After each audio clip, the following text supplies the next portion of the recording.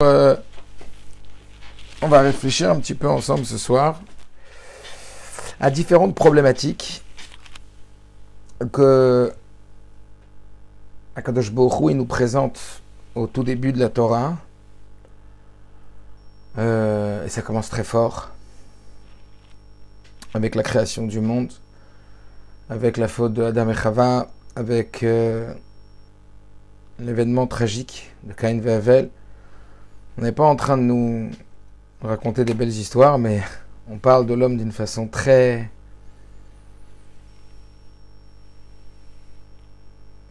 sèche, très réaliste et aussi très dure. Alors,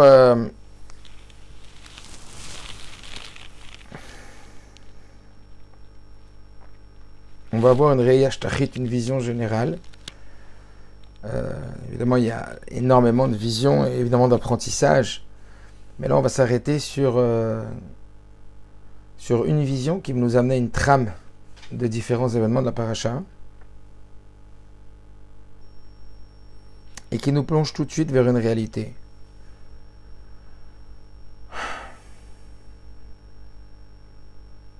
Tout d'abord, comme ce joli machal l'exprime, il y avait un jour un train qui a été fabriqué avec la toute nouvelle technologie, et ce train il était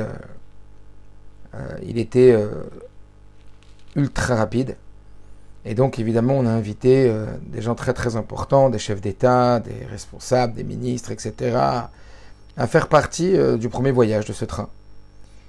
Et donc ils sont tous dans le train, ils sont bien assis, tout confortable, tout est magnifique.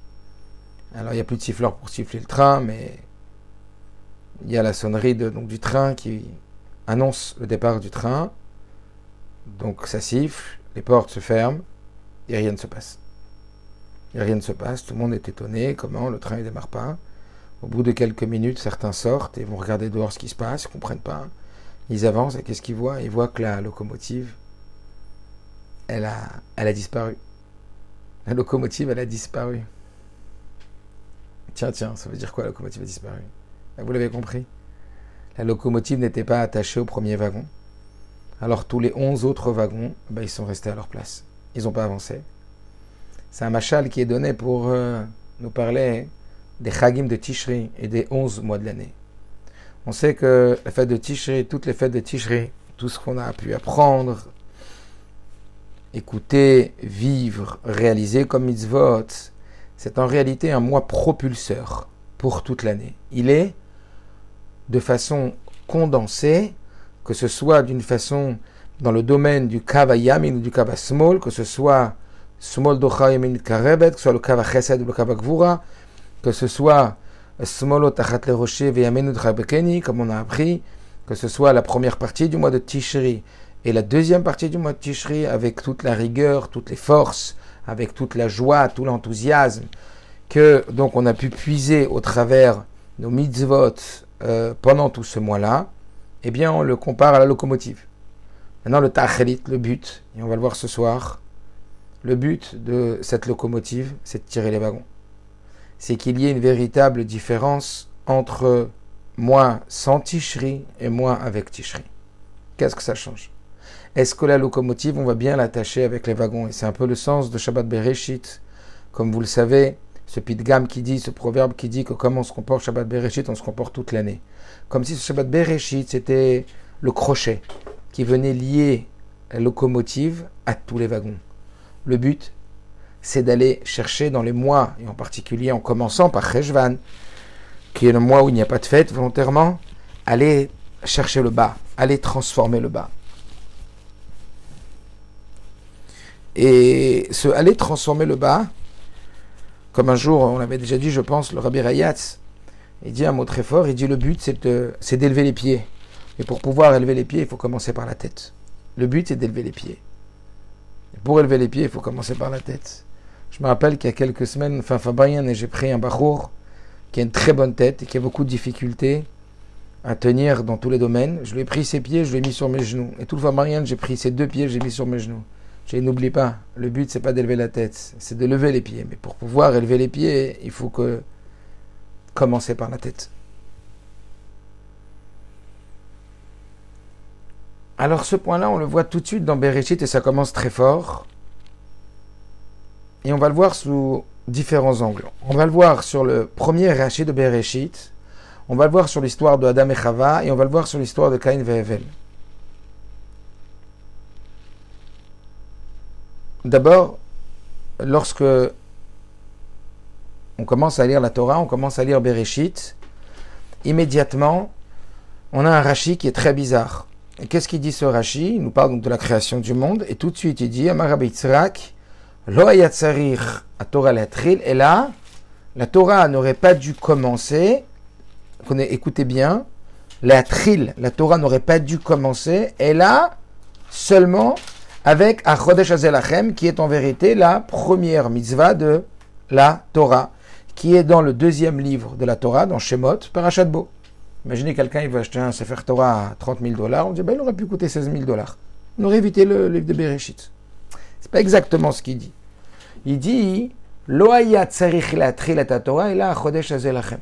La Torah, elle aurait dû commencer par la première mitzvah de la Torah, qui est effectivement dans la Parashat Bo.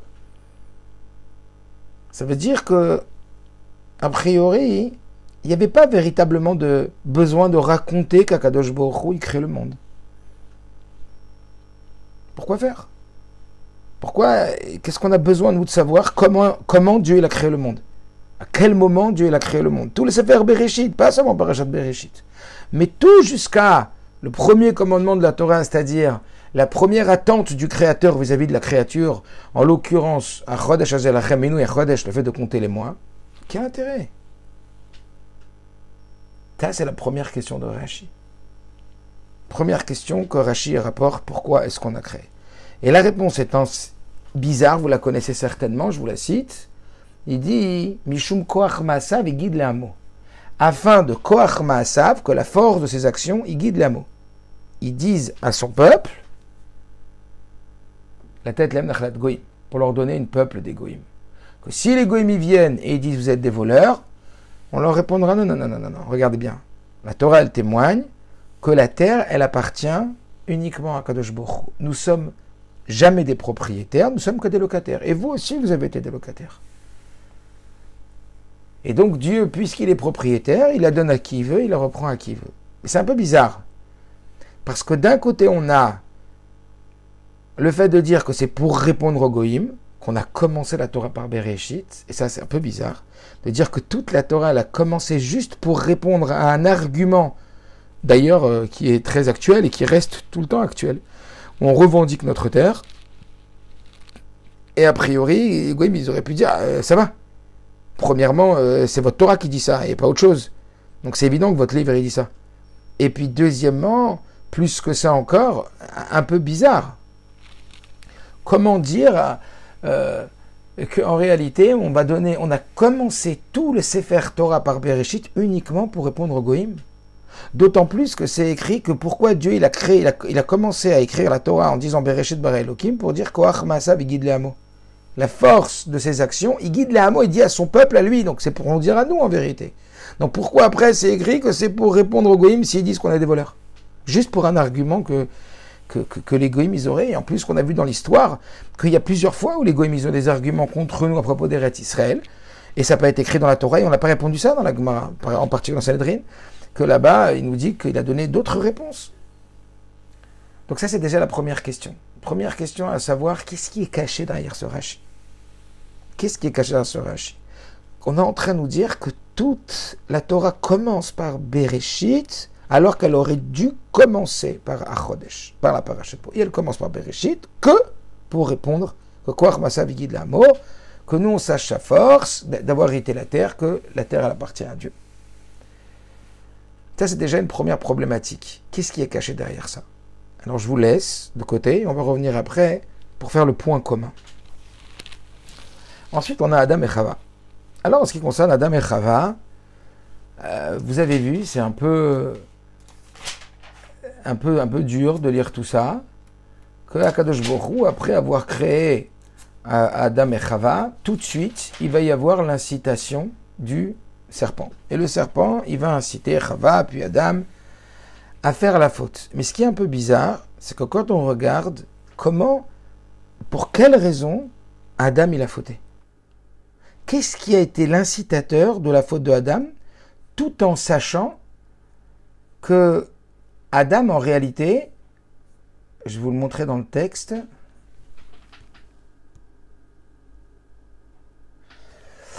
Voilà, une petite seconde. Je vais le retrouver. Ah, bah, il est un peu tordu. Ok, je vais vous lire parce qu'il n'est pas dans le bon sens. Adam, il a fauté. Et comment c'est possible qu'il ait fauté? Alors, c'est quoi notre problème de dire qu'Adam, il a fauté?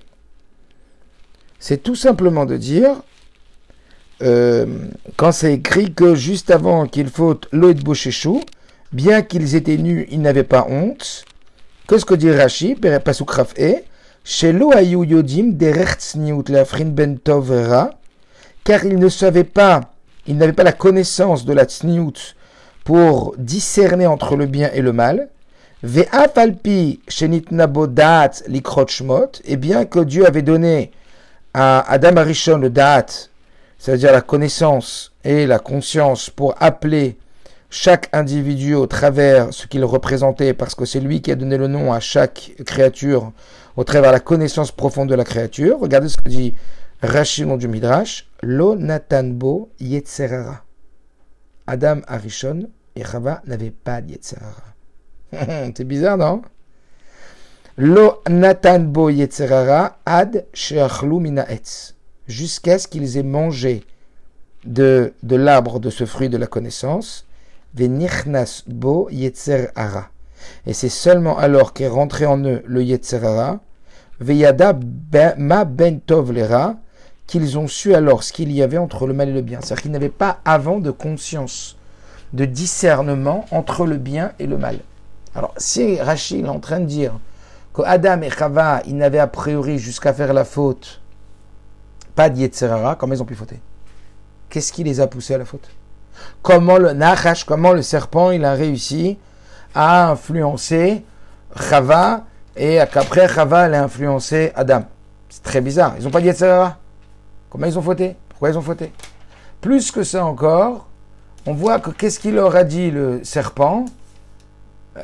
Il leur a dit, je vous lis le pasuk Dalet, Vayomer anachash el haisha, lo motamutun, vous ne mourrez pas, ki yoda Elokim, car Dieu sait, ki bayom achalchem mimenu, car il sait Dieu que le jour où vous allez manger de ce fruit, venifkechu enechem, vous allez ouvrir les yeux, veitem keelokim, et vous serez comme des dieux, yodea tov vera, pour connaître le bien et le mal. Et qu'est-ce que Rachid dit là-dessus? Il dit, ki yodea, il sait, veitem keelokim, vous serez comme des dieux, yotzre olamot, pour créer des mondes. Je ne sais pas ce que ça vous dit, comment vous comprenez. C'est quoi cette histoire? Donc Adam et Chava, essayez-vous d'imaginer la scène. Ils sont placés dans le Gan Eden, dans un jardin de je ne sais combien de milliers d'arbres fruitiers magnifiques. Dieu lui dit, ne mange pas de cet arbre-là. Et encore une fois, ne mange pas que pendant 3 heures. Ils ont été créés à la 9e heure, à la 12e heure, ils auraient pu en manger. Donc c'était une question d'attendre 3 heures. Savlanout. Pourquoi ils n'ont pas attendu 3 heures? Il y a des milliers d'arbres, on te dit celui-là ne mange pas. Davka, celui-là tu manges. Et en plus, c'est quelqu'un qui n'a pas de Yetzerara. Il n'y a pas de Yetzerara. Yetzerara, il n'était pas en Adam, il n'était pas en Chava. Qu'est-ce qu'il y avait qu'ils ont voté?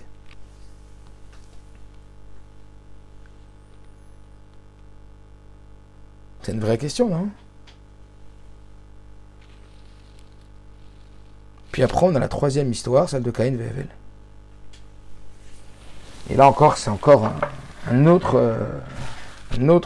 paracha, enfin, dans le même paracha évidemment. Mais qu'est-ce qui se passe? Il y a un enfant tout mignon qui naît, qui s'appelle Caïn. Qu'est-ce qu'il est beau, qu'est-ce qu'il est mignon, qu'est-ce qu'il est gentil, Nechmad, Hamoud. Et il a un frère qui naît assez compliqué dans la fratrie. Caïn, il avait toute la place, il était bien, il était l'aimé de ses parents. Il y a le petit frère qui arrive, qui commence à prendre la place, c'est compliqué. On ne va pas expliquer les histoires entre les frères, les petits frères, les grands frères. Et voilà que qu'est-ce qui se passe pour couronner le tout? Je vous lis un petit peu.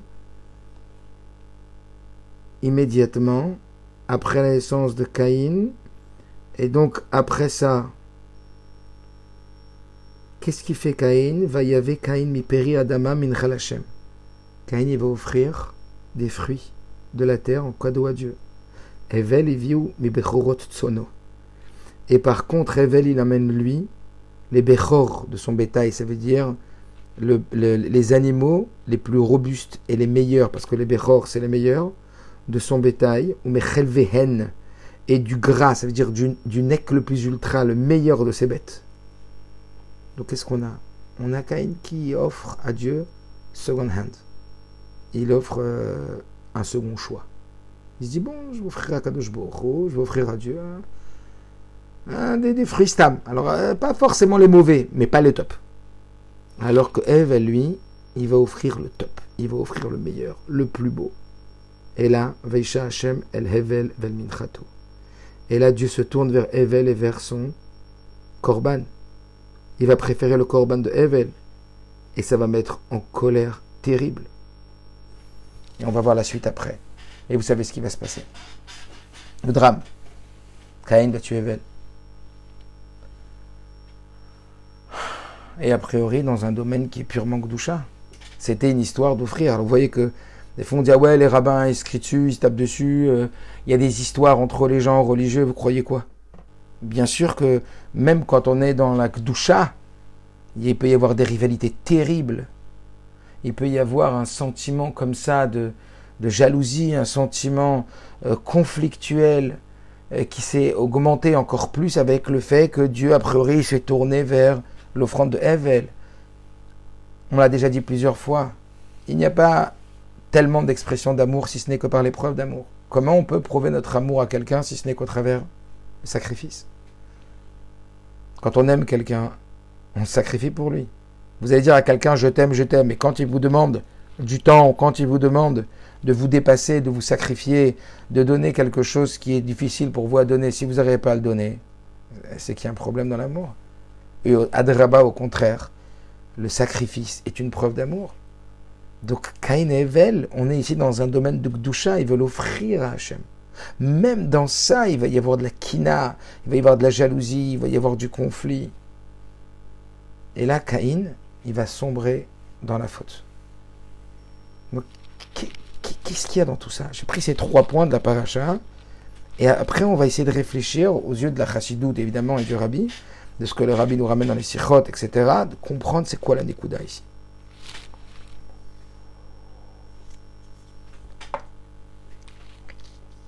La nekuda, elle va se résoudre en vérité, elle va s'exprimer en un mot. Mais on le verra après le mot. Un mot. Ça veut dire quelqu'un, j'ai vu tout à l'heure sur le groupe, sur les conversations, c'est quoi le sujet du cours? C'est un mot. Mais le mot, je vous le dirai après, pas maintenant. Alors, dans une sikha, l'écoutez Sikhot Raf, le rabbi explique, on reprend maintenant le début de la paracha, pourquoi est-ce que Dieu il a commencé la Torah par Bereshit? Il a commencé la Torah par Bereshit alors qu'il aurait dû la commencer par Shemot. La Torah, c'est Milashon Hora, c'est un livre d'enseignement, d'apprentissage de comportement à avoir, en particulier dans les attentes que Dieu il a vis-à-vis de nous. Et ça commence par Parashat Bo. Même si effectivement, avec Abraham, Yitzhak et Yaakov, on apprend énormément de savoir-vivre, de comportement, d'Eretz Kadma la Torah. Comme on le dit, le savoir-vivre a précédé la Torah de 2000 ans, puisque c'est sur 2000 ans qu'on s'est préparé à recevoir la Torah. Mais en vérité, toutes les leçons de vie qu'il y a dans Bereshit jusqu'à Parashat Bo, ce ne sont pas de façon explicite, clairement énoncées dans la Torah des mitzvot. Donc pourquoi est-ce que tout ce Sefer il est venu? Qu'est-ce qu'on a dit dans Rashi tout à l'heure? On a dit que tout le but, c'était quoi? C'était que Dieu, il dise à son peuple, sa force, en nous donnant l'héritage du monde, de ces goyim, que si les goyim ils viennent nous dire vous êtes des voleurs, alors nous on leur répondra, la terre elle appartient à Dieu. Qu'est-ce qu'il y a de caché dans ça? En vérité, le rabbi explique,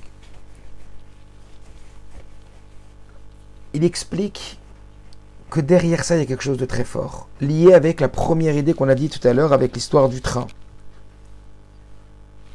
En réalité, on sait très bien qu'il y a deux mondes. Il y a Olam Hazé, Olam Haba. Il y a le monde du profane et le monde du sacré. Le monde de la Gdusha et le monde du Chol. Qu'est-ce que on nous explique ici? Que quand on nous dit Bereshit, ça vient juste après les Chagim, on aurait tendance à séparer la locomotive des wagons. La locomotive, c'est la Gdusha. Tishri, on est dans la Gdusha, on est dans les Chagim, on est dans notre Rouchaniut.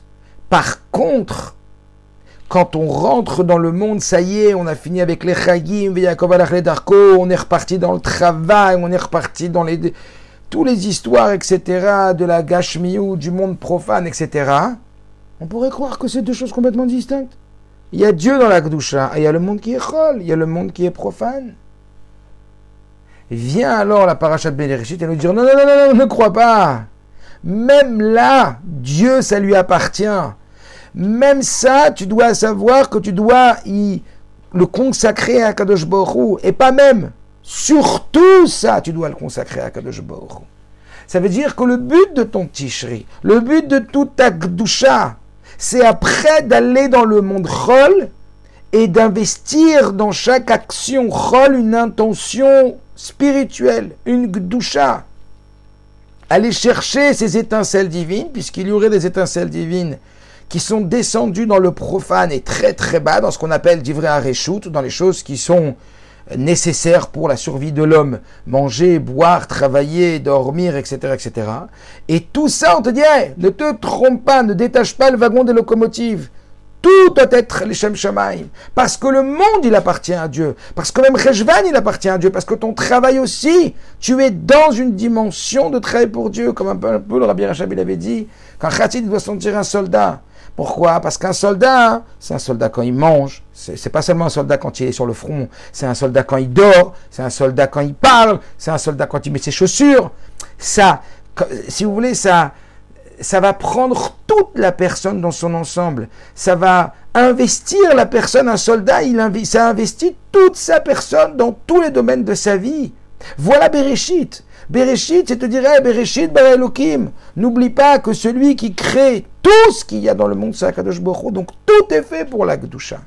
Seulement vient le côté Umota Olam.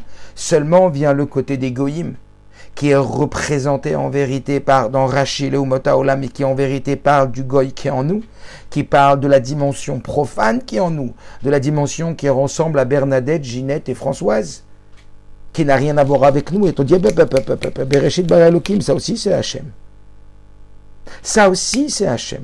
Seulement, c'est ce qu'on appelle les divrei reshut, les choses qui sont permises. Seulement ces choses permises, on aurait tendance à dire, excuse-moi. Et le travail, c'est le travail, et la synagogue, c'est la synagogue. Comme j'avais dit, je crois, quelqu'un, il m'a dit, quand j'ai commencé à parler avec une personne dans le travail, elle m'a commencé à dire la shonara. J'ai dit, mais Chilavi, on parle d'autre chose, je veux pas qu'on rentre dans ça, qu'on parle de la shonara, etc. Elle m'a dit, non, mais ça va, on est dans le travail. Je dis, pourquoi on n'est pas juif dans le travail? Même quand on travaille, on est juif. Ça veut dire, tout le but, c'est d'arriver à, quand on rentre dans une dimension profane, y rentrer du sacré. On sait que c'est ça le tachlit, dire Rabat Tartonim, faire une demeure à Dieu sur terre. Seulement ça, on va recevoir une opposition, ça va être difficile. Le lien va être très compliqué. Et on risque donc d'avoir tendance à faire une scission entre le sacré et le profane, entre la Gdusha et le Chol. Vient alors Bereshit nous dire, non, sache que Akadosh Baruch Hu, son inyan, c'est Bereshit bara Elokim, c'est que Akadosh Baruch Hu, il embrase tout est lui. Donc tu dois te consacrer, comme c'est ce que disent ces versets, Kol ma'asecha leshem shamayim. Toutes tes actions, ils doivent être empreints d'une intention de servir à Kadosh Baruch Hu, du spirituel, de donner une dimension spirituelle au matériel. Bechol derech hadeu, dans tous tes chemins recherche Dieu. Sache que dans chaque situation dans laquelle tu avances et tu évolues, il y a une intention divine et tu dois chercher quelle est l'intention qu'il y a dedans pour connaître plus à Kadosh Baruch Hu, puisque tout est une mise en scène. Alors on aurait pu dire, Beseder, Donc j'ai compris qu'il y a une liaison à faire. Donc j'ai compris qu'il faut que je fasse Torah, il faut que je fasse mitzvot. Et puis il faut que je fasse aussi Kol Maasechei L'Shem Shamaim, que toutes mes actions, je les fasse pour servir Hachem. Donc il faut que j'arrive à englober, à imprégner mon comportement du quotidien, du soldat, c'est-à-dire du juif qui est en moi, c'est-à-dire de cette aspiration à éveiller, à mettre en avant un sens spirituel à l'action matérielle. D'accord? Donc ça, c'est déjà pas évident. C'est déjà pas évident d'associer les deux. C'est compliqué, comme on dit, à dire que j'ai la Emouna. Bien sûr que j'ai la Emouna, mais quand j'ai une peur qui surgit, c'est là qu'on voit la Emouna, combien, en vérité, elle s'imprègne dans la conscience, dans le véritable ressenti. Une personne a dit, ouais, tu crois en Dieu? Ouais, je crois en Dieu. T'as confiance en Dieu? Ouais, j'ai confiance. Mais quand il y a une situation qui est dangereuse, c'est là qu'on va véritablement évaluer dans les émotions combien on a vraiment confiance en Dieu. Michem Amilo Mefached, la Emouna, elle repousse la peur. Et toute la place où il y a la peur, il y a un manque d'Emouna. Donc après, il y a du tachlès, il y a du concret. Et puis il y a des vikouchim, des difficultés avec le travail, les enfants, la maison, etc. À rentrer tout ça dans une dimension purement spirituelle. C'est pas du tout évident. Alors on vient, et le Rabbi nous dit que ce Rashi, qu'est-ce qu'il vient nous dire en vrai? Ce Rashi, il vient nous dire un truc extraordinaire. Il vient nous dire, tu pourrais croire que le plus important, c'est Tishri. Tu pourrais croire que le plus important, c'est ton Limud Torah. Que le plus important, c'est l'accomplissement des mitzvot. Et c'est comme ça qu'il faut comprendre le Rashi. Que quoi? Que lo haya tzarich haTorah le'atril ila machodesh shelachem. Normalement, la Torah, elle aurait dû commencer par la Torah. Non. La Torah, elle est venue pour te dire la force que Dieu il te donne. Et la force que Dieu il a, et la force que Dieu il te donne, que quoi?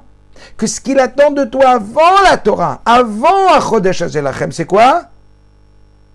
C'est que si les goïms viennent et tu dis vous êtes des voleurs, c'est qui les goïms en vérité? C'est ta part, Chol, notre part qui est profane. Et elle dit, mais t'es un voleur. Oh, on sait très bien que Yaakov c'est la Gdusha et Esav c'est le Olamazé, la Gashmiout. Donc ça y est, encore tu vas me bassiner avec ton spirituel? Non, il y a un côté chez nous purement spirituel, qu'on nourrit avec la Torah et les mitzvot, et il y a un côté qui est purement matériel, animal, etc., qu'on doit nourrir de cette nourriture qui est la vie au quotidien, etc. Et cette partie-là de nous qui s'appelle le goïm, le goy, il va nous dire l'istimatem, vous êtes des voleurs. Vous êtes en train de nous voler notre gashmiout. La gashmiout c'est pour la gashmiout, la rouchaniout c'est pour la rouchaniout. Laissez-nous à la planète, laissez-nous tranquilles. Et en vérité, qu'est-ce que Rachid dit? T'as pas compris. Toute la Torah, elle vient quoi? Te dire Loaya Léatril, et le Rabbi insiste, la Torah ne devait pas commencer. Le point, il est sur commencer. Ça veut dire que dans la Torah, on parle que Dieu il a créé le monde. Ok, pour savoir qu'on a aussi besoin de faire ce travail, d'aller chercher ces étincelles divines. Comme on a longuement expliqué, c'est quoi l'étincelle divine? C'est de la divinité qui est cachée dans la matérialité, et on élève ce qu'on appelle les netzutzot, les étincelles divines, au travers le fait de donner un sens spirituel à l'action matérielle. On libère ces étincelles divines, on les élève. Alors on a pu dire, ok, Bereshit bara Elokim, il y a aussi besoin de Kol Maasechei L'Shem Shamaim, toutes les actions pour Dieu, etc. Mais c'est pas aussi important que de faire la Torah et les mitzvot. Vient Rachid nous dit non, normalement on n'aurait pas dû commencer par ça. Et si on commence par ça, ça veut dire que c'est le plus important. Le plus important de tout, c'est pas tellement commenter dans le plus haut de toi, c'est commenter dans le plus bas de toi. Comme on a dit avec le Rabbi Rayatz. Le plus important, c'est pas comment est ta tête, c'est comment ils sont tes pieds. Mais pour que tes pieds ils soient comme il faut commencer par ta tête. Mais le but c'est les pieds. Le but c'est le bas. Le but c'est quoi? C'est de dire au goy, et là on comprend beaucoup mieux le Rashi. Normalement tu dois commencer par la Torah. Mais la Torah elle-même, elle te dit que normalement, moi qui connais par le haut et pas par le bas, on doit commencer par la Torah. Mitzvah de la Torah, on doit commencer par la Torah. Ça veut dire on doit commencer, pourquoi? Parce qu'on commence par le plus important. On commence toujours par la chose la plus importante. Donc là, qu'est-ce que le Rabbi dit? Tout de suite, Dieu il veut te dire le plus important. C'est de pénétrer ton profane avec du sacré. C'est pas de faire 2 poids 2 mesures dans ta vie. C'est pas de mettre d'un côté ton zman à la choule, ta perruque, ou ton moment de tfila, ou ton moment de teilim, ou ton moment de confiance en Dieu, et puis après, il y a une autre version de soi. Non! Tout le travail le plus important, c'est d'aller chercher, justement, notre côté profane, et de lui donner une dimension spirituelle. Et grâce à ça, on élève l'étincelle divine. C'est comme ça que le Rabbi comprend Rashi. Que quand on dit, quand les goïms ils vont dire vous êtes des voleurs, ça veut dire quand ton côté profane, il va dire à ton côté sacré, tu m'as saoulé, tu veux pas te contenter de ton ticherie là. Tu veux pas... ticherie, c'était ticherie. La Cheshvan, au boulot. Religion et tout ça, c'était bien. Ok, maintenant, on va chou le matin, mincha le soir, vite, shalom à l'Israël. Ou alors, voilà, on fait des petites mitzvot par-ci par-là, de la katnerot Shabbat, un peu truc. Maspik. Oh, chacun son domaine. Non. Davka, quand ils vont te dire, le goy qui est en toi, le profane, c'est mon domaine, tu vas lui répondre, non monsieur, la terre entière, elle appartient à Dieu, Bereshit bara Elohim. Sache bien que quand les goïms vont venir, ils vont te dire t'es un voleur, tu vas dire non, la terre, elle appartient à Dieu. Ça veut dire même ce que Dieu il a mis à la base comme profane, c'est pour que tu le rendes sacré, pour que tu le révèles sacré plutôt que le rendre. Alors quel rapport avec Caïn et Abel? Il y a encore beaucoup plus. Si vous voulez approfondir, je vous invite à aller dans l'écouter Sichot Chaf, la première Sicha extraordinaire. Et aller chercher jusqu'à très très bas, c'est une étincelle divine pour les remonter. Quel rapport avec Adam et Chava? Qu'est-ce qu'on a dit sur Adam et Chava? On voit que c'est le même point tout ça. Adam et Chava, on voit qu'ils n'avaient pas d'Yetzer Hara.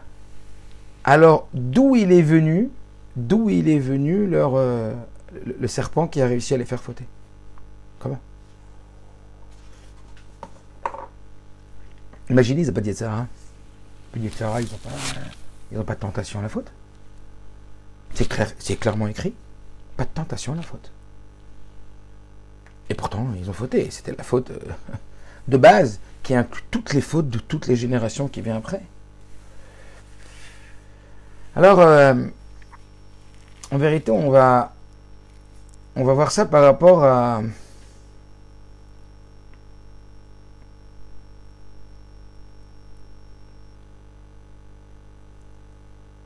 une explication du Rav Magid sur l'histoire de Hillel Azaken. L'histoire de Hillel Azaken et du guerre et du converti. C'était quoi l'histoire? L'histoire, c'était que, vous la connaissez certainement, il y avait donc Hillel Azaken, d'abord Shammai, Beth Shammai, qui reçoit un guerre, quelqu'un qui veut, enfin pas encore guerre, quelqu'un qui veut se convertir, et il lui dit apprends-moi la Torah sur un pied. Qu'est-ce qu'il fait Shammai? Il le jette du binyan. Il le fait sortir du binyan, il le fait sortir de la maison.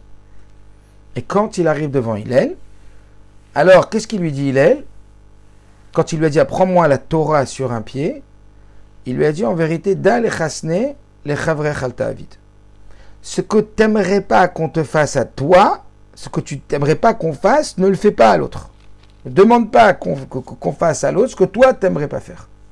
D'accord? Derrière cette histoire-là, qu'est-ce qu'il vient expliquer le Rav Magid? Il vient expliquer quelque chose d'incroyable. Il vient dire qu'en vérité, alors c'est vrai, comment il lui a dit, c'est un peu chutzpah, comment lui dire apprends-moi la Torah sur un pied? Est-ce que une science aussi profonde que la Torah, on peut l'apprendre sur un pied? Est-ce qu'on peut l'apprendre sur un pied comme on apprendrait, je sais pas moi, à devenir médecin sur un pied? Les Avdil, à plus forte raison, on prend toute la Torah sur un pied. Qu'est-ce qu'il voulait dire par là, en vérité, apprends-moi la Torah sur un pied? Il voulait dire qu'un homme, il est Olev et Yored. Un homme, il monte et il descend. Il a des hauts et il a des bas. Il a des hauts, il a des bas. Et lui, il a dit, je veux pas de ça. Je vais apprendre la Torah sur un pied. Qu'est-ce qui fait que j'avance ou pas, qu'il y a un mouvement? C'est que j'ai deux pieds. Avec deux pieds, alors on avance. Par contre, apprendre la Torah sur un pied, c'est comme les malachim ont dit qu'ils sont omdim, qu'ils ont qu'un seul pied. C'est pour ça qu'on fait l'amida les pieds serrés. Ils sont omdim. Un homme, c'est un mehaler, c'est quelqu'un qui avance, parce qu'il a deux pieds. Un ange, il a un pied, donc il est omed. Il se tient fixe, il ne bouge pas. Qu'est-ce qui, en vérité, il a demandé ce guerre? Il a dit, j'aimerais être stable. J'aimerais ne pas être une fois en haut, une fois en bas. Une fois en haut, une fois en bas. Une fois en haut, une fois en bas. Il dit, je veux pas de ça. Je veux être constant. C'est ça qu'il a demandé en vérité. Et en vérité, quand Shammai, il a été voir Shammai, à ça, Shammai lui a répondu, mais tout le Inyan de Dieu, c'est dire Batartonim. Tout le Inyan de Dieu, c'est de prendre une Neshama qui vient en haut et la descendre tout en bas pour aller chercher des étincelles divines. C'est ça tout le sod. Et d'ailleurs, pour ça qu'on fait Simchat Torah, Shmini Atzeret et pas Matan Torah. Parce qu'à Matan Torah, à Shavuot, on dit que c'est les premières tables, c'est les premières louchot que les Bnei Israël ils ont reçues. Ça, c'est le niveau du tzaddik. Alors que Yom Kippour, c'est la deuxième table qu'on a reçue. C'est le niveau du Baal Tshuva. Et qu'en réalité, ce que Dieu attend de nous, c'est Dira Batartonim. L'essentiel, c'est d'aller chercher les étincelles en bas et de les remonter en haut. Ça veut dire de faire une demeure à Dieu dans les niveaux les plus bas. Et donc, Shammai, quand il lui a dit sors du binyan, c'est pourquoi Dira Batartonim. Nitavelo Akadosh Baruch Hu, Dieu il a un désir de Nitavelo Dira Batartonim. Il a un désir de lui faire une demeure ici-bas. Donc quand il a fait sortir du binyan Shammai, ça veut dire, il lui a dit, t'as rien compris au binyan. T'as rien compris. Le but, c'est pas d'être stable. Le but, c'est pas d'être constant. Le but, c'est pas d'être sur un pied. Le but, c'est descendre et remonter, descendre et remonter, descendre et remonter, descendre et remonter. Et c'est pour ça qu'il l'a renvoyé. Et quand il l'a reçu, et qu'il lui a dit, waouh, moi je vais être sur un pied, il lui a dit, ce que t'aimerais pas qu'on te fasse, ne fais pas aux autres. Et qu'est-ce qu'il lui a expliqué alors? Dans la même ordre d'idée. Il lui a dit, sache, qu'est-ce que tu fais toi ici, Goy, que tu as envie d'être juif? Qu'est-ce qui crée le désir chez toi d'être juif? C'est quoi ton réchec? Pourquoi tu as envie d'être juif maintenant? Il lui a expliqué, il lui a dit, parce qu'il y a un grand tzaddik qui est descendu en bas. Il est descendu dans le monde, il est descendu dans la klipa, il est descendu dans les forces en bas, et dans ces forces en bas, il a remonté des étincelles. Et parmi les étincelles qu'il a remontées, il t'a remonté avec. C'est pour ça que tu as envie d'être juif. Parce qu'il a remonté ton étincelle. Et là, qu'est-ce qui s'est passé? Il lui a dit, ce que tu détesterais qu'on fasse avec toi, ne le fais pas pour les autres. Toi, tu veux être stable. Donc, c'est-à-dire que toi, tu ne veux pas descendre en bas. Mais ce que tu n'aimerais pas qu'on te fasse à toi, ne le fais pas aux autres. Si lui, il n'était pas descendu, alors toi, tu ne serais pas là aujourd'hui. Donc ça, tu n'aurais pas aimé toi qu'on ne vienne pas te chercher. Alors ne le fais pas aux autres. Ne demande pas de ne pas descendre. Est-ce que vous avez compris cette Torah qui est extraordinaire? Ce que toi, tu n'aimerais pas, ça que lui t'a fait, que tu n'aurais pas aimé que lui ne pas te chercher, on ne le fait pas aux autres. Ne reste pas sur un pied. Il faut descendre dans le monde. Il faut descendre tout en bas. Il faut aller chercher des étincelles. Et c'est en vérité, à la lumière de cette Torah, qu'on va comprendre ce qu'en vérité, le serpent, il a dit à Chava. Il a réussi à m'effater, à séduire. Qu'est-ce qu'il a dit? Qu'est-ce qu'il a dit à la femme en vérité? Il lui a dit, sache que le but, et il avait raison, seulement c'est quoi le problème? Vous allez comprendre. Sache que le but, c'est que tu dois descendre. Et qu'en descendant, tu vas aller chercher des étincelles de la Kedusha. Et tu vas les remonter en haut. Ah, maintenant on comprend beaucoup mieux. Il n'avait pas de Yetzer Hara. C'était pas une Netia du Yetzer Hara. C'était pas une tendance du Yetzer Hara. Parce qu'il n'y avait pas de Yetzer Hara. C'était un Inyan de Kedusha. Et c'était le Tachlit, le but même d'aller prendre ces étincelles et les amener dans la Kedusha. Et c'est pour ça que le serpent, qu'est-ce qu'il lui a dit à Chava, ce qu'on a dit tout à l'heure? Qu'est-ce qu'il a dit tout à l'heure? Il a dit, tu sais quoi, quand toi tu vas manger du fruit, alors tu vas devenir comme un dieu. Yetzer Olamo, tu vas créer des mondes. Ça veut dire que tu vas aller chercher la klipa en bas et tu vas la monter tout en haut. Et tu vas devenir comme Dieu, tu vas être un créateur de Kedusha. Alors c'est super, alors pourquoi c'est une si grave faute? Parce que oui, il faut descendre, mais il ne faut pas fauter. Oui, il faut descendre.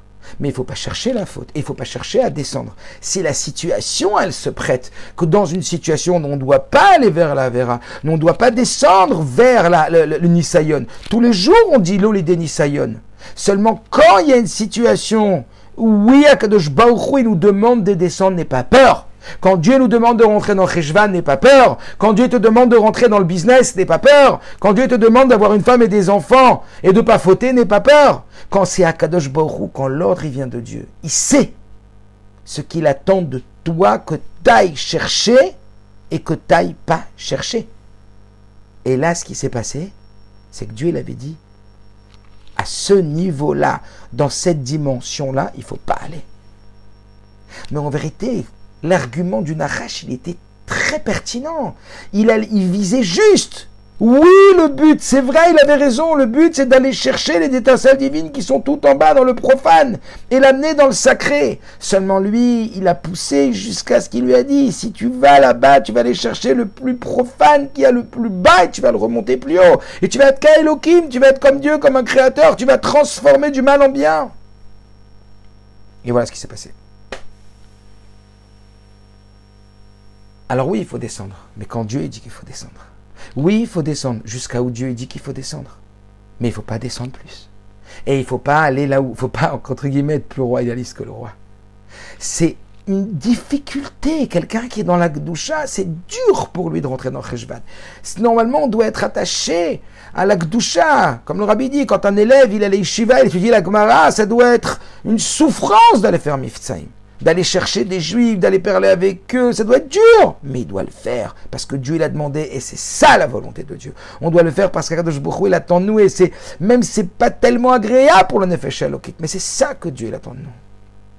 Alors Caïn ve'Hevel, et c'est sur ça qu'on va accrocher.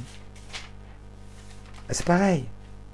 Pourquoi Akadosh Baruch Hu, il a donné comme ça cette difficulté de la place, qu'on vit sans arrêt, l'ego. Et c'est aussi l'ego, mais je ne vais pas le développer ce soir, toute l'histoire de Adam et Chava, etc. Celui qui a voulu décider à la place de Dieu, qui a dit, bon, on va y aller, mais Dieu l'avait dit non. Mais ils y ont été, mais oui, mais c'était avec une bonne intention, mais même, t'as pas à y aller, même si c'est une bonne intention. Comme des fois, des jeunes qui me disent, oui, est-ce que je peux parler avec cette fille, non, je suis en train de ramener la tchouva. C'est pas ton rôle. Il y a des fois, la Torah dit non. N'y va pas, Dieu t'a dit. Bien sûr que c'est de bonne kavana. Bien sûr que c'est ça que Dieu il attend de toi, de descendre, d'aller chercher dans ton profane et le rendre sacré. Mais jusqu'à là où il a dit Dieu, pas en dessous. Alors Caïn et Hevel, ils vont se retrouver confrontés à cette grande difficulté. Et comme on a dit tout à l'heure, Dafka dans la Gdusha, encore une fois. Mais tout ça, ça reste dans la Gdusha. Et donc, qu'est-ce qu'il va dire? Et écoutez bien, parce que la Nekuda, la vraie Nekuda, elle est là. Le vrai point, il est là. Il est quand c'est écrit que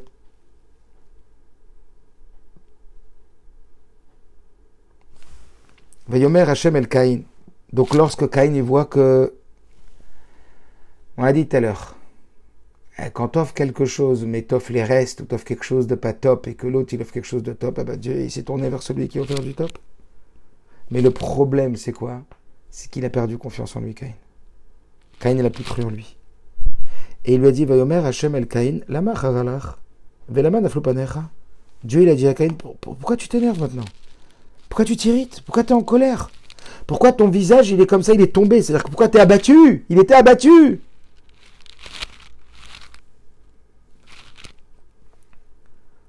Ça veut dire quoi?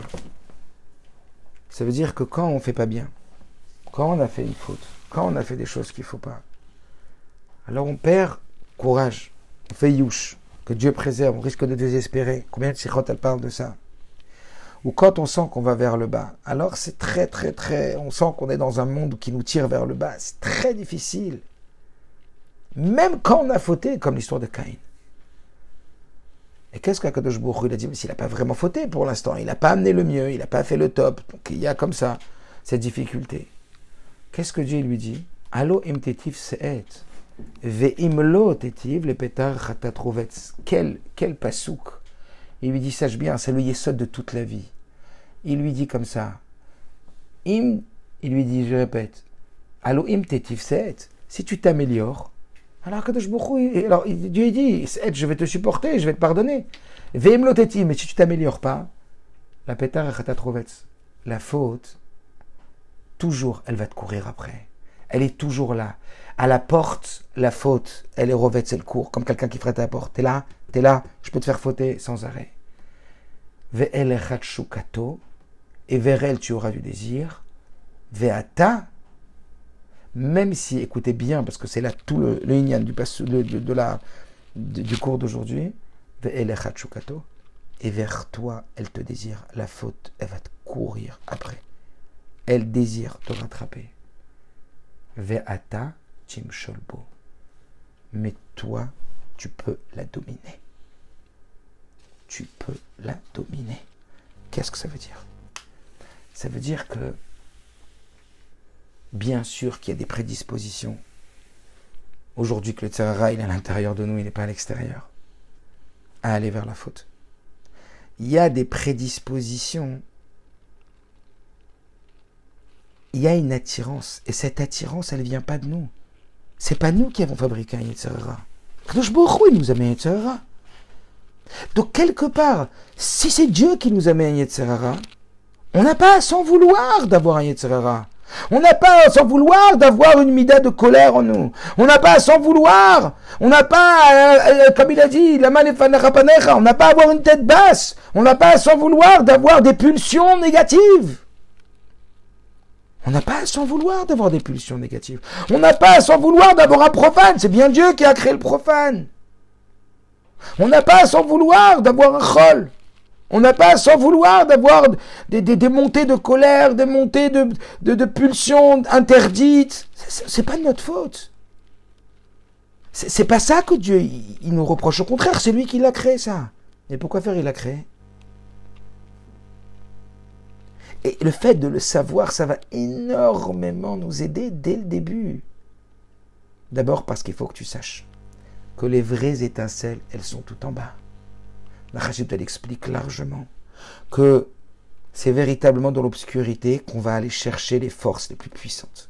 Yotzer Or ou Borei Chosher, comme c'est écrit dans la Tfila, il crée la lumière et il crée la lumière et il crée l'obscurité. Mais quand on parle de la lumière, on emploie le terme de Yotzer, et quand on parle de l'obscurité, on parle de Boré. Et Yotzer, c'est Milachon Yetzira, le monde de Yetzira, et Boré, c'est Milachon Bria, de la création. Yotzer, c'est plus bas que Bria. Et pourtant, Or, c'est plus haut que Chosher.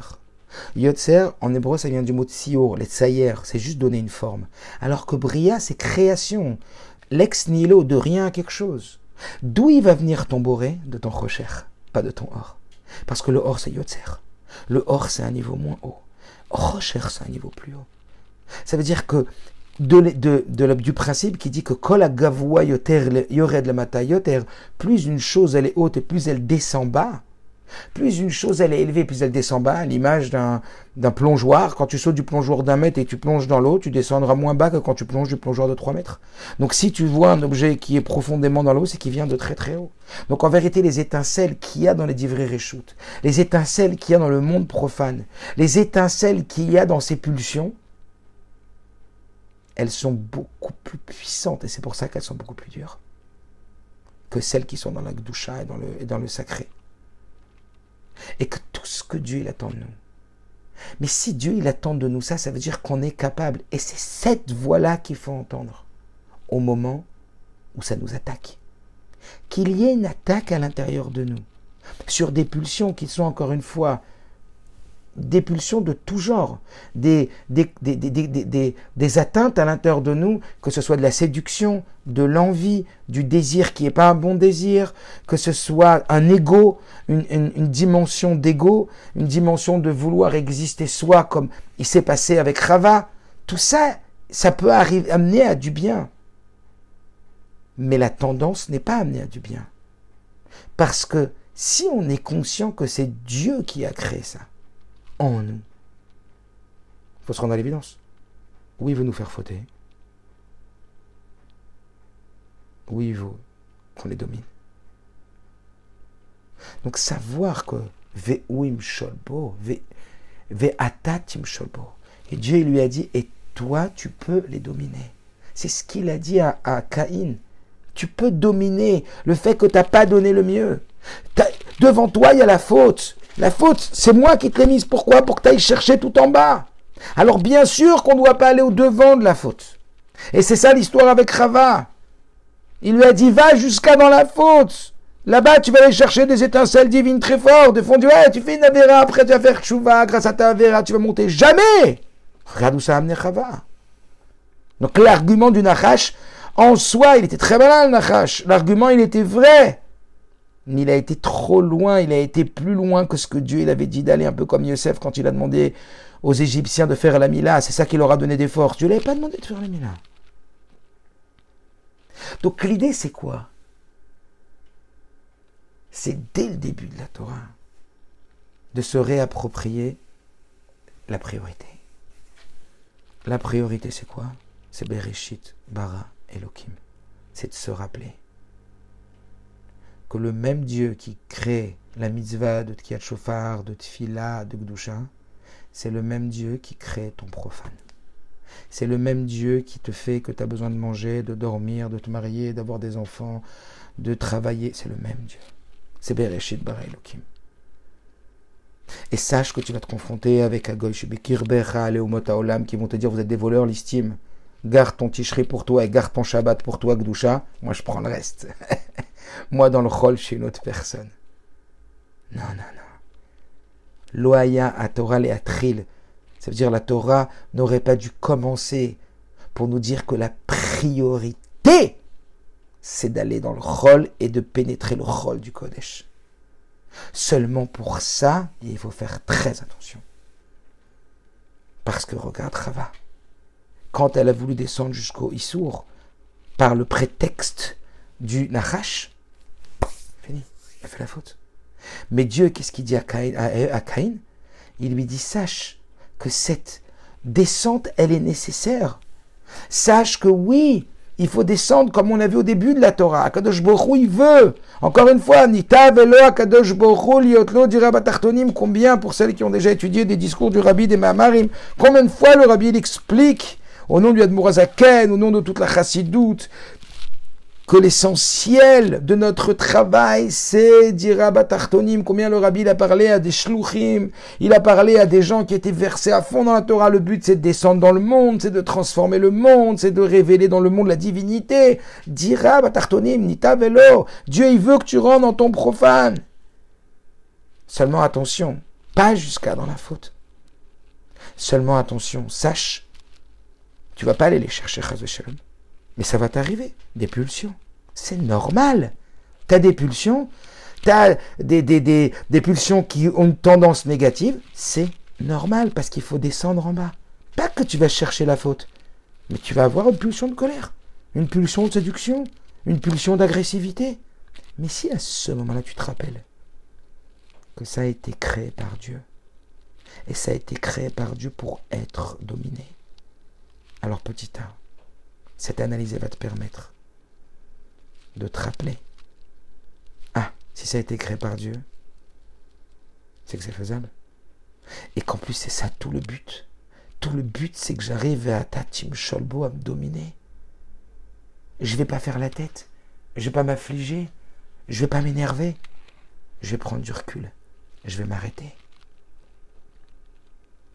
N'oubliez pas, l'erreur d'Adam et Chava, c'est quoi? C'est ne pas avoir su réfléchir et s'arrêter. Il fallait attendre 3 heures. C'est quoi le message? Savlanout. Quand il se passe une pulsion, le conseil c'est quoi? Attends. Repousse. Dieu, Yetzirah, attends un peu. Attends, je vais me calmer. Comme le Rabbi dit. Quand quelqu'un veut se mettre en colère, qu'il attende 60 secondes. Et des fois, le Maharal, il avait dit attends le lendemain. Mais vous allez voir que quand... Moi, ça m'est arrivé il n'y a pas longtemps, il y a quelqu'un qui m'a dit quelque chose qui m'a contrarié. J'allais démarrer à l'intérieur de moi. J'ai dit, Yosef, tu as le droit de démarrer. Mais pas tout de suite. La patience, c'est pas de se laisser faire et de rien dire. C'est juste de repousser. Et quand on repousse, on se défait du Yetzirah. La non-savlanout, c'est ce qui a causé la faute de Adam et Chava. La non-savlanout, c'est ce qui a causé la faute. Qui a remis sur la terre la Zohama, l'abomination, avec la faute de Kiboshesh Moshe, que Moshe l'a tardé de 6 heures. Attention, ne laisse pas la pulsion s'exprimer tout de suite. Sache qu'elle t'a été donnée pour être dominée. Alors choisis. Ou tu es le dominateur, ou tu vas te faire dominer. Mais la pulsion, elle est là. Mais la tentation, elle est là. Et elle est là parce qu'il faut que tu ailles chercher ces étincelles qui sont dans ces pulsions. Ne croyez pas que Dieu nous le fait, comme on dit Shmata, pour rien, d'une façon qu'il veut nous tester et nous faire descendre. Au contraire, comme l'histoire qu'on a racontée sur Elal et Shammai. On va chercher des étincelles divines qui sont très très très basses parce qu'elles sont très puissantes et on va les monter très très haut. Et c'est ça, dira Batartonim. Et c'est cette mission-là et c'est ce rôle en tant que soldat que Dieu nous a donné. Et c'est dès le début de la Torah qu'on nous dit « n'oublie pas ta priorité. Avant tout, avant Torah, avant Parashat Bo, avant Chodesh Azelachem, n'oublie pas, Bereshit Bara Elokim, Lo haya Torah le'atri, la Torah n'a commencé par ça, que pour te dire que c'est ça le plus important. Bien sûr qu'il faut étudier la Torah, bien sûr qu'il faut faire les mitzvot pour y arriver, mais n'oublie pas ta priorité. Combien de fois on se fait prendre par des choses d'ordre secondaire? Alors c'est vrai que c'est bien, c'est vrai que c'est important, mais c'est secondaire. Et toutes les choses qu'on fait, par exemple, secondaire, on regarde les WhatsApp, on regarde ça, c'est secondaire ça. T'as oublié ta priorité? T'as fait ta priorité aujourd'hui? Le fait de se recentrer et de se poser la question plusieurs fois par jour, c'est quoi ta priorité du jour? De les écrire, ces priorités du jour. Et ben on passe pas à côté de nos priorités. Pareil, si la Torah dit ta priorité, c'est d'aller chercher dans des vrais réchoutes, c'est d'aller chercher dans ton profane et lui donner une connotation sacrée. Mais attention à ne pas descendre Dieu où Dieu a dit de ne pas descendre. Et quand tu sens que en bas c'est très dur, il y a une situation où il y a une tentation à se mettre en colère, il y a une tentation à vouloir tuer la personne en face de toi. Annie Maxime, quand je dis tuer, mais j'ai envie de te tuer, tu vas pas tuer. T'es une colère, on va dire des mots qu'on va regretter, on va avoir un comportement qui est pas celui qu'il faut, ou ça va être dans la séduction, comme on sait qu'aujourd'hui le Tzara il est déguisé, etc., comme la Chassidut l'explique. Rappelle-toi que c'est pour que tu descendes là-bas et que par le fait que tu te contrôles à ta team sholbo, tu vas te dominer et tu vas aller chercher ce qu'Akadosh Baruch Hu il a de plus précieux et de plus important, c'est toutes ces étincelles divines qui sont cachées dans ce niveau-là et tu vas les remonter. Je finirai par cette petite histoire que peut-être vous vous rappelez qu'un jour il y a un homme qui s'appelait Reb David qui est arrivé chez le Baal Shem Tov, et parce que j'ai déjà raconté. Et que quand il est arrivé chez le Baal Shem Tov, il a reçu ce Reb David. Et il a dit qu'on fasse un grand festin pour ce Reb David. Et qu'on l'assied à côté de moi. Tout le monde était choqué, tous les talmidim, qui c'est ce Reb David, qui c'est ce Reb David. Ils l'ont assis à côté du Baal Shem Tov. Ils ont fait un très grand festin et personne ne savait pourquoi. Et tout le monde était avide de savoir pourquoi. Et après cette grande souda, quand il est parti, je crois que c'était quand il était parti Reb David, Baal Shem Tov il a expliqué qu'il y avait toute une histoire avec cet étrogue de cet homme qu'il avait acheté et que il avait mis de l'argent toute l'année de côté et que sa femme, elle avait compris que il avait presque privé sa famille de denrées nécessaires pour acheter cet étrogue et elle lui avait rendu inapte son étrogue en lui disant le rabbin de la communauté il a un étrogue pour tout le monde, t'avais qu'à aller avec l'étrogue du rabbin de la communauté, il n'y avait aucune raison que tu prennes ton étrogue et elle lui a rendu pas soul son étrogue. Et là, il a dit, certainement que tu as raison, si tu me l'as rendu pas soul, c'est parce que Dieu voulait que tu me le rendes pas soul et que j'avais pas un srout de faire une bracha sur un si bel étrogue, il fallait que je fasse sur celui de l'Europe de la communauté. Et le Baal Shem Tov, il a dit, à ce moment-là, depuis Akedat Yitzhak, depuis le sacrifice d'Yitzhak, qu'aujourd'hui on le cite tous les jours sur Akedat Yitzhak, tellement il nous protège encore, il n'y a pas une telle satisfaction devant le Kisei HaKavod, si je me rappelle bien des détails de l'histoire. Il n'y a pas eu devant Dieu une telle satisfaction depuis Akedat Yitzhak que ce que Reb David il a réussi à contrôler en lui. Ça veut dire qu'arriver à Tim Sholbo, arriver à nous dominer, c'est ça que Dieu attend de nous. Alors pas uniquement parce que ça va raffiner notre personne, parce qu'on fait Kiddush Hashem, parce qu'on est un bon goy. C'est bien les goyim qui... Vous savez toute la violence qu'il y a aujourd'hui. C'est bien un bon goy, à quelqu'un qui se contrôle, etc. C'est pas juste le contrôle, pour être quelqu'un qui est respectable et quelqu'un qui se maîtrise et qui a le pouvoir réseau, Gibor Akovash et Titzro, qui sait le force, celui qui conquiert son Yitzhara, dans le sens, il se comporte bien. Non, c'est qu'en vérité, au fond, il y a quelque chose de beaucoup plus puissant. Que quand on a une tentation, ne croyez pas que c'est vous le problème. Le problème, c'est qu'il y a une étincelle divine qui est descendue très bas, qui est là et que nous, Dieu nous a mis dans cette situation pour aller chercher cette étincelle divine. Et que quand on va réussir à se contrôler, on va réussir à aller chercher et à faire tel qu'Akadosh Baruch Hu il attend de nous, ça ne veut pas dire ne rien dire et ça va aller des ulcères. Ça veut dire les choses qui nous font mal de la façon dont on doit les dire. Exprimer les choses de la façon que la Torah nous dit de les exprimer. On nous dit de les faire. Mais à ce moment-là, c'est pas que nous qui changeons. C'est pas que le côté humain, le côté maîtrise de l'homme qui est en train de se modifier. C'est le Tachlit Abriya, c'est Bereshit Bara. Que aux goïms qui disent vous êtes des voleurs, c'est pas pour toi ça. Ça c'est bon, quand t'es à la synagogue, t'es à la synagogue. Et encore, parce que comme dans la synagogue, il va s'énerver. Non, c'est dans ton côté le plus profane que là, quand tu transformes, quand tu travailles sur tes midot, tu travailles sur ta personne, c'est ces étincelles divines que tu prends et que tu élèves très très haut et que tu yetzir olamo et que tu fabriques des mondes. C'est ça que le Nachash il avait dit à Chava. Et qu'en vérité, il avait dit d'aller trop bas. Mais que nous, on ne doit pas aller vers ça et on ne doit pas descendre dans le Issour. Mais quand on est devant ces situations difficiles, alors c'est comme ça qu'on va faire que la locomotive, elle va être attachée au wagon et qu'on va faire, avec l'Akadosh Baruch Hu, une demeure pour Akadosh Baruch Hu sur terre en élevant ces étincelles-là. Donc comprenez que ce n'est pas que vous à remettre en cause. C'est que vous êtes des soldats au combat, des soldates au combat et que vous allez combattre pour ces étincelles-là. Comme c'est des Pokémon là, qui cherchaient partout. Et bien, il y a des Pokémon partout, ça s'appelle les Tsutsot. Ces étincelles, on va les chercher. Donc, ne croyez pas, même quand il y a une contrariété dans la tête, qu'il faut repousser la contrariété et qu'il y a un agacement. Dites-vous qu'il y a une étincelle divine, le Rabbi dit. Parce que dans chaque situation qu'un juif vit, il y a une étincelle divine. Et quand il réussit à avoir le comportement approprié à ce que Dieu demande en comprenant que Dieu l'a donné ça, c'est une guerre, c'est un combat. Alors on va élever cette étincelle divine, on va la libérer et on va l'amener très haut et c'est comme ça qu'on va révéler et qu'on va amener le tachlit qui est que bientôt, comme on l'a dit, qui Hashem wa Elokim en od milvado. On va révéler en fait que tout ça, il n'y a que Dieu en vérité. Et que tout ça, c'est qu'un combat qui se joue dans des sphères beaucoup plus élevées, qui sont présentes sur Terre, entre nos mains, mais qui sont beaucoup plus élevées dans une dimension qui n'est pas visible, dans une dimension mystique très forte. Mais quand on suit la Torah et qu'on comprend qu'en vérité on doit dominer tout ça, c'est comme ça qu'on réalise et qu'on finalise, et si vous voulez, qu'on aboutit à la réalisation et à la finalité de cette dimension qui existe cachée aujourd'hui, que la Chassidoute nous explique et sur laquelle on dit que quand Mashiach viendra, on dira « Ah, c'était de ça qu'on parlait ». Alors comprenez qu'il y a énormément de choses qui nous échappent, ça veut dire qu'on ne voit pas, mais que Baruch Hashem, les rabbis, ils nous montrent, la Torah nous montre, la Chassidoute nous montre, que Mirza Hashem, on commence l'année véritablement avec des nouvelles forces, qu'on soit à nouveau nous-mêmes, avec des nouvelles krotes, Mirza Hashem, pour se rappeler. Le mot de ce soir, c'est quoi? Vata timsholbo, car tu peux les dominer.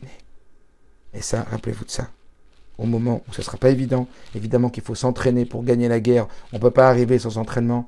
Donc on doit s'entraîner, on doit réfléchir, comment on va réagir, comment on va travailler.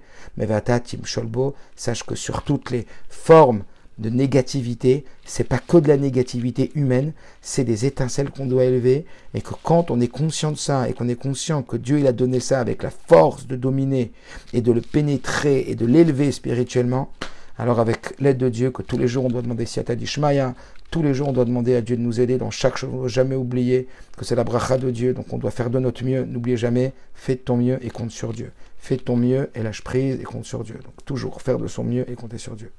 Merci Hachem, que chacun fasse de notre mieux et qu'on soit heureux de voir la Géoula Amitid Vashlema Tokef Mied Mamash. Par notre travail, comme par Klamet Zain de Tanya dit, Kol Yemot HaMashiach Utchat HaMeitim, Talui B'Maasenu B'Avodatenu Meshar Zman HaGalut, que le mieux du Mashiach et la résurrection des morts et les jours de Mashiach, ils dépendent de notre travail de today, d'aujourd'hui. Mashiach Now, on soit heureux de voir la Géoula aujourd'hui même.